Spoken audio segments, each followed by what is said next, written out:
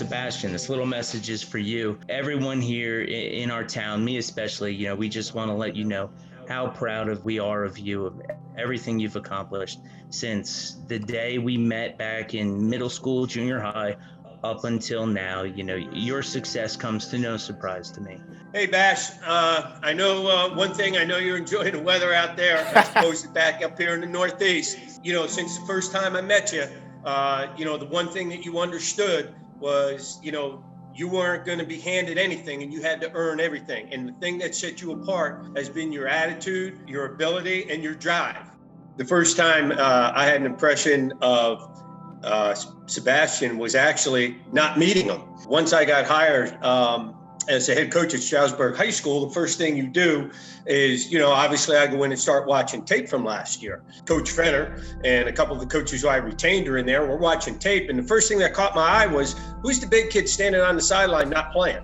That dude should be on the field. First impression of Coach Bernard, man, hard ass, boy.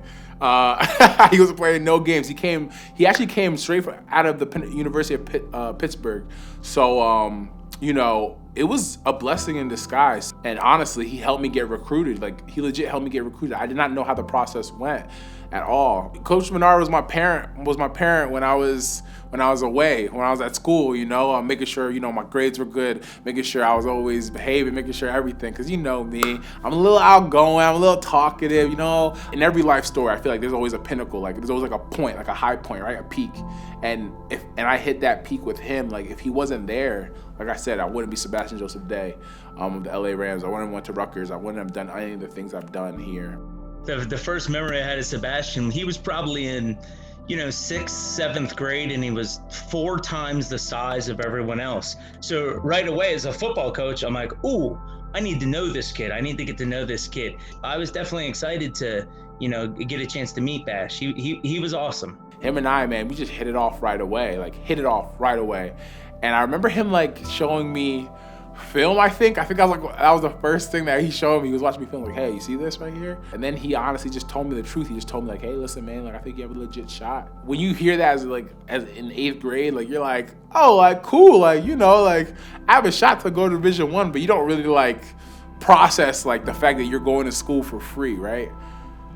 So, huge shout out to Coach Fenner for just always believing in me. I guess he believed that I would become something, I'd in the football realm. That never really was what he cared about.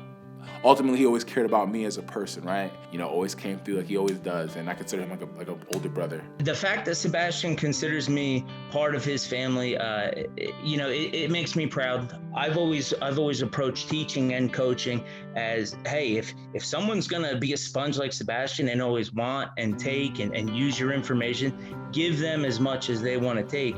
And Sebastian was that type of kid. He let his actions on the field speak for his leadership, and that's what we kind of taught him. And then off the field, he was a perfect role model, not only for his peers at his age, but for the younger guys behind him.